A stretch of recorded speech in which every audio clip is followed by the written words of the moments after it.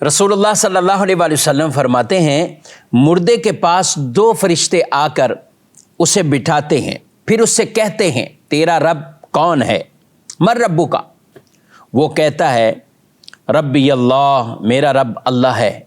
फिर फरिश्ते कहते तेरा दीन क्या है, वो कहते हैं दीनी अल इस्लाम, मेरा दीन इस्लाम है। फिर कहते हैं ये कौन साहिब हैं जो तुम में भेजे गए।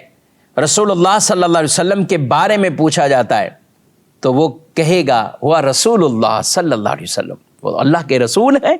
तो फरिश्ते कहते हैं तुझे कैसे पता चला, ये पता कैसे चला तुझे? तो वो आदमी कहता है मैंने अल्लाह की किताब पढ़ी और उस पर ईमान लाया और उसे सच्चा जाना।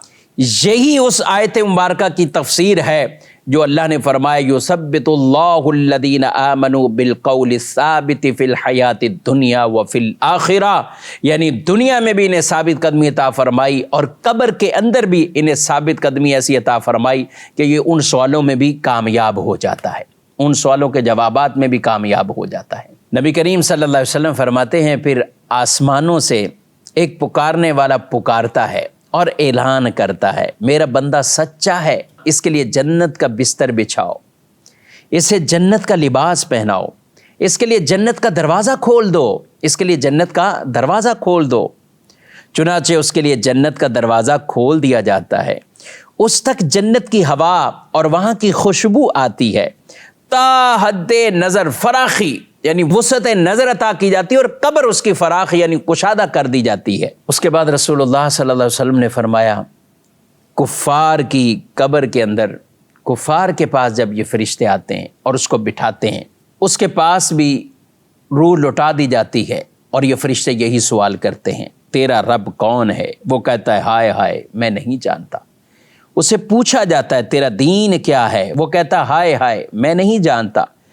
फिर उसे रसूलुल्लाह सल्लल्लाहु अलैहि वसल्लम के बारे में पूछा जाएगा ये कौन है, तो वो यही कहेगा मैं नहीं जानता। इरशाद फरमाया कि पुकारने वाले की पुकार एक आसमान से आएगी, वो पुकारेगा ये शख्स झूठा है, इसके लिए आग का बिस्तर बिछाओ, इसे आग का लिबास पहनाओ, इसके लिए जहन्नम का दरवाज़ा खोल दो, जहन्नम का दरवाज़ा खोल दो।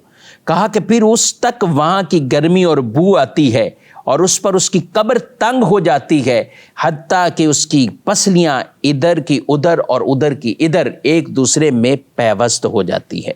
और फिर कहा कि ऐसे फरिश्ते उस पर मुसल्लत कर दिए जाते हैं जिनके हाथों में लोहे के हथौड़े हैं और वो उससे मारते हैं।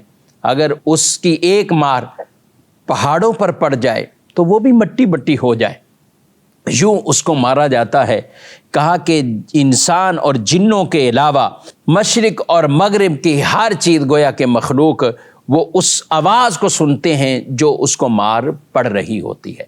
अल्लाह हमारे ईमान की हिफाजत फरमाए, ईमान दुनिया से सलामत लेकर चले गए, आखिरत भी उन ईमान वालों के लिए है, कब्र भी प्यारे महबूब सल्लल्लाहु अलैहि वसल्लम के जलमों से रोशन और मुनव्वर होगी, आखिरत में भी कामयाबी नसीब होगी।